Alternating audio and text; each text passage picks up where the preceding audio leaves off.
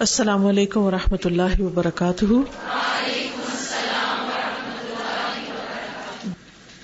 آپ سے بات کی تھی کہ بدعت کے بارے میں کچھ بات کریں گے۔ نحمدہ ونصلی علی رسولہ الکریم، اما بعد فاعوذ باللہ من الشیطان الرجیم، بسم اللہ الرحمن الرحیم، رب اشرح لی صدری ویسر لی امری واحلل عقدۃ من لسانی یفقہوا قولی۔ بدعت کی تعریف۔ شریعت میں بدعت کس کو کہتے ہیں؟ دین میں ایجاد کردہ نیا طریقہ جس پر عمل کرنے سے اجر و ثواب اور اللہ کا قرب حاصل کرنا مقصود ہو، یہ بدعت کہلاتا ہے۔ نیا طریقہ جس پر عمل کر کے اجر و ثواب کی توقع ہو، جیسے نماز پڑھ کے ثواب کی توقع ہوتی ہے، اسی طرح بدعت کر کے یا ایسا کام کر کے جو نہ قرآن مجید میں آیا ہے نہ نبی صلی اللہ علیہ وسلم نے سکھایا ہے، اپنے پاس سے ہی کوئی چیز بنا لینا دین کے نام پر، عبادت کے نام پر، اور پھر اسے کر کے ثواب کی امید رکھنا، یہ بدعت کہلاتا ہے۔ اس کا معنی یہ ہوا کہ وہ طریقہ نہ تو شریعت میں وارد ہے اور نہ ہی اس کی کتاب و سنت میں کوئی دلیل پائی گئی ہے، اور نہ ہی وہ نبی صلی اللہ علیہ وسلم اور صحابہ کے دور میں پایا جاتا تھا۔ یہ بھی یاد رکھیے کہ وہ طریقہ، وہ کام نبی صلی اللہ علیہ وسلم کے دور میں اور صحابہ کے دور میں نہیں ہوتا تھا۔ تعریف سے یہ بھی واضح ہوتا ہے کہ دنیاوی ایجادات جیسے سائیکل کی ایجاد ہے یا موٹر سائیکل کی یا پھر گاڑی کی یا ٹرین کی یا جہاز کی یا جیٹ کی، شرعی طور پر مذموم بدعت میں شامل اور داخل نہیں ہوگی، کیونکہ سائیکل بنانے کا مقصد کوئی عبادت کرنا نہیں تھا، وہ دنیاوی ضرورت پوری کرنا تھا۔ اونٹ کی بجائے اگر آپ کار پہ بیٹھ جاتے ہیں تو یہ بدعت نہیں ہے۔ کیوں؟ فرق کیا ہے؟ 5 نمازوں میں چھٹی کا اضافہ کر لینا اپنی طرف سے تو بدعت ہے، 4 رکعتوں کے علاوہ ایک 5ویں ایجاد کر لینا بدعت ہے، یا نماز میں ایک سورت کو 100 دفعہ پڑھنا بدعت ہے، لیکن سائیکل بنانا بدعت نہیں ہے۔ کیوں؟ کیونکہ سائیکل بنانا ایک دنیاوی کام ہے اور رکعتیں پڑھنا زیادہ ایک دینی کام سمجھ کے ہم کرتے ہیں۔ تو جس کام کو ہم دین کا حصہ بناتے ہیں اپنی طرف سے، تو وہ ایک طرح سے کیا ہے کہ نعوذ باللہ اللہ اور اس کے رسول کو تو بھول گیا، اور ہمیں کوئی نئی بات پتہ چل گئی جو زیادہ فائدے کی تھی تو ہم نے اس کو شریعت کا حصہ بنا دیا۔ تو یہ اپنی طرف سے چیزیں ایجاد کرنا ہے، گھڑنا ہے، جو کہ ایک جرم ہے۔ کیونکہ آپ کبھی ایسا کرتے ہیں کہ کسی اسکول، کالج، یونیورسٹی میں آپ جائیں اور وہاں پر کسی خاص ڈگری کے لیے سرٹن کورسز ہوں، اور آپ اپنی طرف سے ایک اور بڑھا دیں، ایک اور پیپر خود پڑھ کے اپنی طرف سے ایک سبجیکٹ اور اس کے ایگزام دے دیں اور کہیں کہ اس کے بھی نمبر ڈال دیں۔ ایسا کر سکتے ہیں؟ کیوں؟ آپ کو اگر وہاں کی ڈگری لینی ہے تو وہاں کے رولز فالو کرنے ہوں گے۔ احادیث میں بدعت کی ممانعت، ہر طرح کی بدعت کی ممانعت ہے۔ یہ جو تقسیم بنائی ہوئی ہے بدعت حسنہ اور سیئہ، تو یہ تقسیم خود ساختہ ہے، کیونکہ نبی صلی اللہ علیہ وسلم نے فرمایا کل محدثۃ بدعہ۔ نبی صلی اللہ علیہ وسلم نے فرمایا جو شخص تم میں سے میرے بعد زندہ رہے گا تو عنقریب وہ بہت زیادہ اختلافات دیکھے گا، بس تم پر لازم ہے کہ تم میری سنت اور خلفائے راشدین میں جو ہدایت یافتہ ہیں ان کی سنت کو پکڑے رہو اور ڈاڑھوں سے مضبوط پکڑو، اور دین میں نئے امور نکالنے سے بچتے رہو، کیونکہ ہر نئی چیز بدعت ہے، یعنی دین میں نئی چیز بدعت ہے، اور ہر بدعت گمراہی ہے۔ ابن عمر کہتے ہیں کہ ہر بدعت گمراہی ہے اگرچہ لوگ اسے نیکی سمجھیں، یعنی اس سے کوئی فرق نہیں پڑتا کہ لوگ اس کو نیک کام کہتے ہیں، لیکن اگر وہ کام صحابہ نے نہیں کیا، نبی صلی اللہ علیہ وسلم نے نہیں کیا، تو وہ کام نیکی نہیں ہوگا۔ اسی طرح نیک نیتی سے کیا گیا ہر کام باعث اجر نہیں ہوتا، کیونکہ کوئی چیز انسان ایسی کر رہا ہوتا ہے جس کی دین میں کوئی اصل یا بنیاد نہیں ہوتی، اور انسان یہ سوچتا ہے کہ میری نیت اچھی ہے، کیونکہ بہت دفعہ ہم یہ نیت کا عذر اور بہانہ یا جواز پیش کر کے ہم اپنی مرضی کرنا چاہتے ہیں دین میں، تو یہ طریقہ بھی درست نہیں۔ یحییٰ اپنے والد سے روایت کرتے ہیں کہ ہم صبح کی نماز سے پہلے عبداللہ بن مسعود کے دروازے کے پاس بیٹھا کرتے تھے۔ جب عبداللہ باہر تشریف لاتے تو ہم ان کے ساتھ مسجد چل پڑتے۔ ایک دن ابو موسیٰ اشعری ہمارے پاس آئے اور پوچھا، ابھی تک ابو عبد الرحمن عبداللہ بن مسعود تمہارے پاس نہیں آئے؟ ہم نے جواب دیا نہیں. تو ابو موسیٰ ہمارے ساتھ بیٹھ گئے یہاں تک کہ عبداللہ بن مسعود باہر تشریف لائے. جب وہ آئے تو ہم سب اٹھ کر ان کے پاس آ گئے. ابو موسیٰ نے ان سے کہا, اے ابو عبد الرحمن, یعنی عبداللہ بن مسعود کو خطاب کر کے کہا, آج میں نے مسجد میں ایک ایسا کام دیکھا ہے جس پر مجھے بڑا تعجب ہے, لیکن الحمدللہ میں اسے خیر ہی سمجھ رہا ہوں, اچھا ہی کام لگ رہا ہے. عبداللہ بن مسعود نے پوچھا, وہ کیا ہے؟ ابو موسیٰ نے جواب دیا, اگر آپ زندہ رہے تو خود ہی دیکھ لیں گے, یعنی آپ چل کے مسجد میں خود دیکھ لیں. میں نے مسجد میں کچھ لوگوں کو دیکھا کہ وہ حلقے بنا کے بیٹھے, یعنی چھوٹے چھوٹے سرکلز میں بیٹھے ہوئے ہیں اور نماز کا انتظار کر رہے ہیں. ان کے سامنے کنکریاں پڑی ہیں, چھوٹے چھوٹے پتھر پڑے. ہر ایک حلقے میں ایک شخص ہے جو یہ کہتا ہے, یعنی گروپ لیڈر ہے جو یہ کہتا ہے 100 مرتبہ اللہ اکبر پڑھو, تو لوگ 100 مرتبہ اللہ اکبر پڑھتے ہیں. پھر وہ شخص کہتا ہے 100 مرتبہ لا الہ الا اللہ پڑھو, تو لوگ 100 مرتبہ یہ پڑھتے ہیں.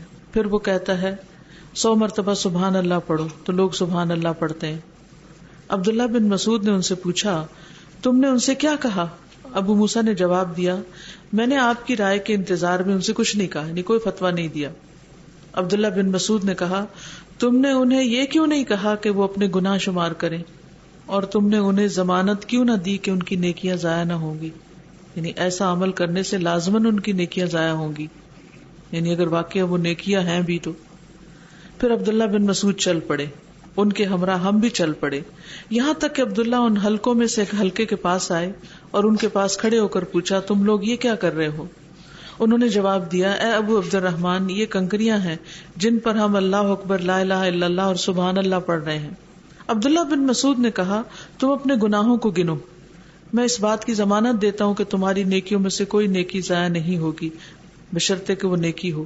اے امت محمد صلی اللہ علیہ وسلم, افسوس تم پر, تم کتنی تیزی سے ہلاکت کی طرف جا رہے ہو.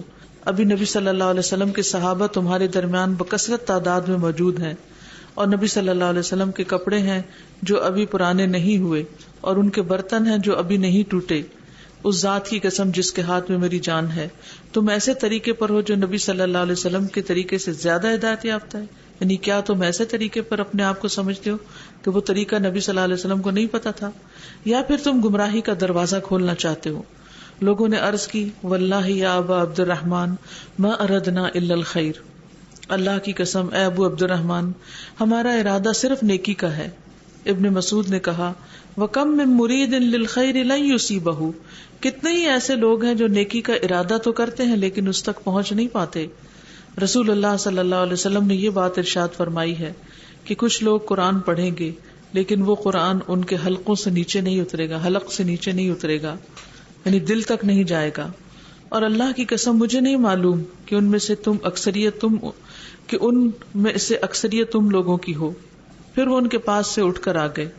عمرو بن سلمہ کہتے ہیں, میں نے ان حلقے والے کی اکثریت کو دیکھا, وہ نہروان کے دن خوارج کے ساتھ مل کر ہم پر نیزہ زنی کر رہے تھے, یعنی وہ بھٹک گئے تھے.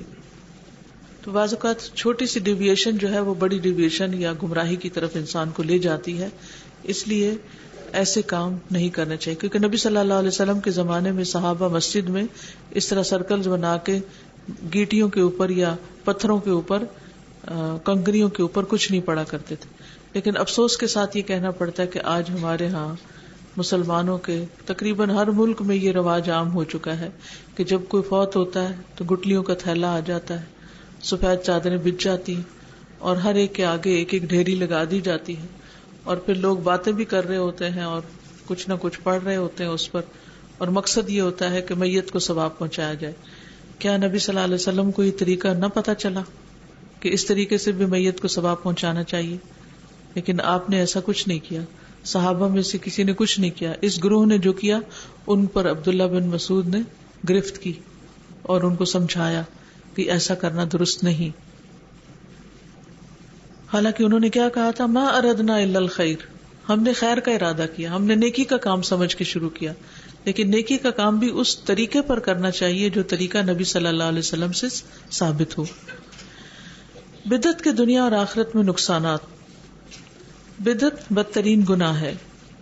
حدیث میں آتا ہے, مسلم کی روایت ہے, اما بعد فإن خیر الحدیث کتاب اللہ وخیر الہدی ہدی محمد وشر الامور محدثاتها وكل بدعۃ ضلالہ.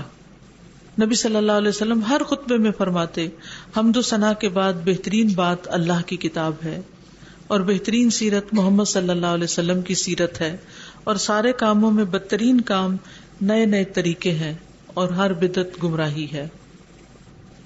بدعتی پر لعنت کی گئی اور بدعتی کے حمایتی پر بھی لعنت ہے، یعنی جو اس کو سپورٹ دے. نبی صلی اللہ علیہ وسلم نے مدینہ کو اس جگہ سے اس جگہ تک حرم قرار دیا، یعنی مخصوص ایریا کو، اور فرمایا تھا جو شخص یہاں کوئی بدعت ایجاد کرے، یعنی خاص طور پر مدینہ میں کیونکہ وہ سنتوں کا گھر ہے، وہاں اگر کوئی اس سے ڈیویشن کر کے بدعت کرتا ہے یا کسی بدعتی کو ٹھکانہ دے، اس پر اللہ، فرشتوں اور تمام لوگوں کی لعنت ہے.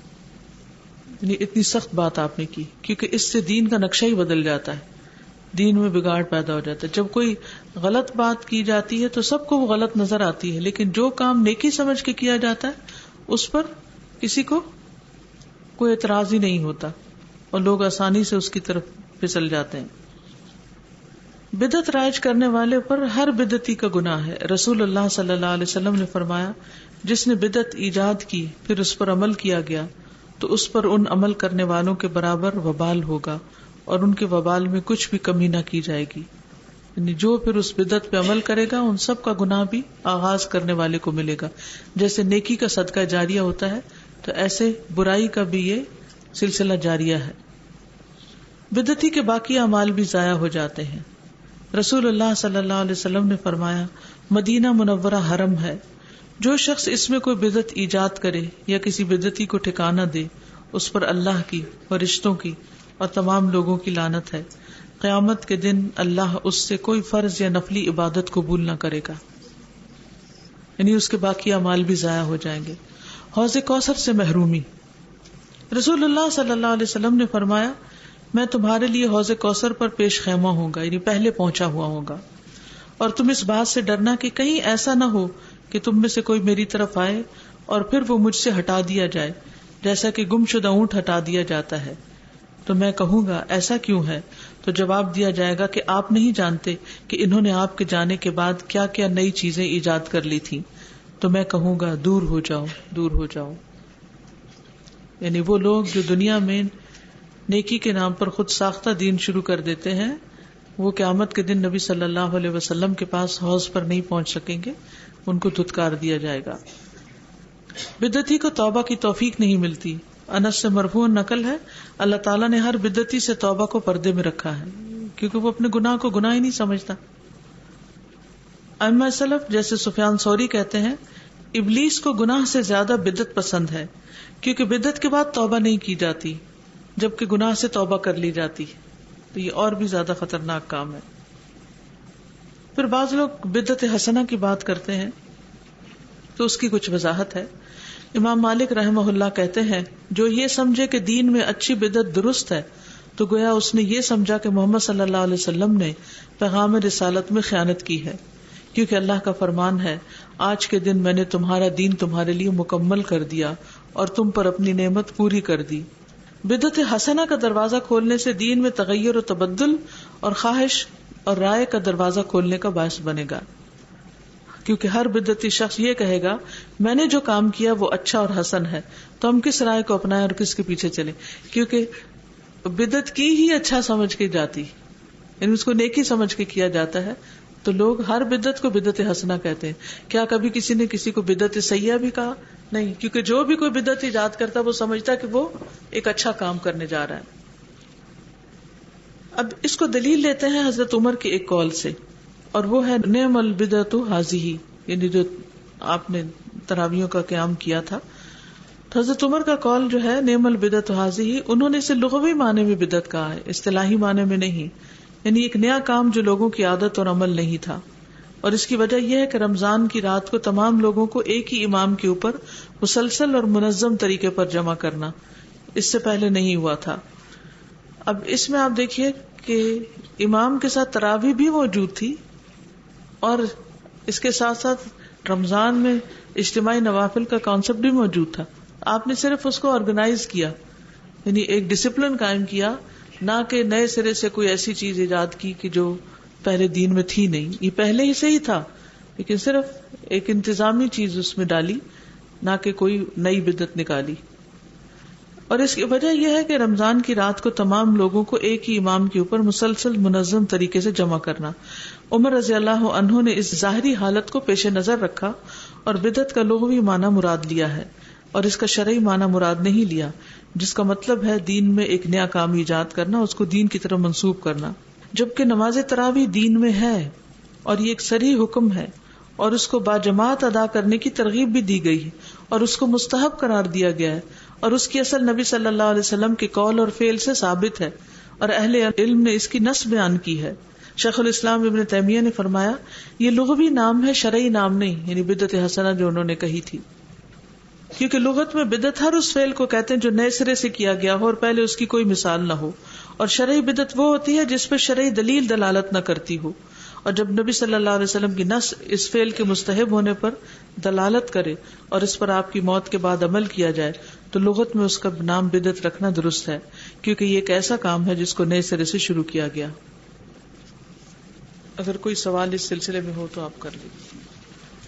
جی والے جو ہمیں معلوم ہے کہ تسبیح جو ہے وہ شاعر اللہ میں سے نہیں ہے.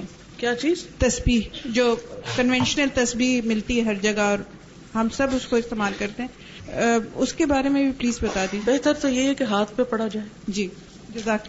السلام علیکم. جی وعلیکم. یہ پوچھنا ہے کہ ابھی آپ نے کہا ہے نا کہ بدعت کرنے سے جو ہے توبہ اللہ تعالیٰ قبول نہیں کرتا، تو ہم نے اتنی زیادہ بدعتیں جیسے کی ہوئی ہمیں پتہ بھی ہے اور پتہ چل گیا ہے اور ہم ریئلائز بھی کر رہے ہیں، تو ہاں تو اب بدعت سے توبہ کر لی نا، تو وہ تو ہو جائے گی نا. بدعت میں ہوتے ہوئے توبہ نہیں ہوتی، جب انشاءاللہ کیوں نہیں. استاذہ السلام علیکم. ابھی آپ نے کہا نا کہ آپ صلی اللہ علیہ وسلم نے کہا ہے کہ حرم میں جو ہے وہ بدعتی کو پناہ نہیں دی جائے گی، تو بہت جو دے گا، یہ نہیں کہ نہیں وہاں پر ہوں گے تو صحیح، لیکن جو ان کو پناہ دے گا اس کی شامت ہے. پناہ سے کیا مراد؟ مطلب بہت سے بدعتی حج کے لیے بھی تو جاتے ہیں. یہ مطلب نہیں اس کا کہ وہ حج پہ جا نہیں سکیں گے یا وہاں پر رہ نہیں سکیں گے. اس کا مطلب یہ ہے کہ جو وہاں ان کو فیسیلیٹیٹ کرے گا ان کی بدعتوں کے لیے. السلام علیکم میم. جو آپ نے کہا ہے کہ صحابہ کرام نے کبھی ایسے نہیں کیا تھا کہ حلقہ بنا کے تو اس طرح ذکر کرتے تھے اللہ کا، تو پھر صحابہ کرام کا کیا طریقہ تھا؟ وہ آپ صلی اللہ علیہ وسلم کے پاس بیٹھتے تو تھے حلقے بنا کے مسجد نبوی میں، اس میں کیا کرتے تھے؟ اس میں کیا کرتے؟ حلقہ تو تھا علم کی ہاں باتیں کرتے تھے.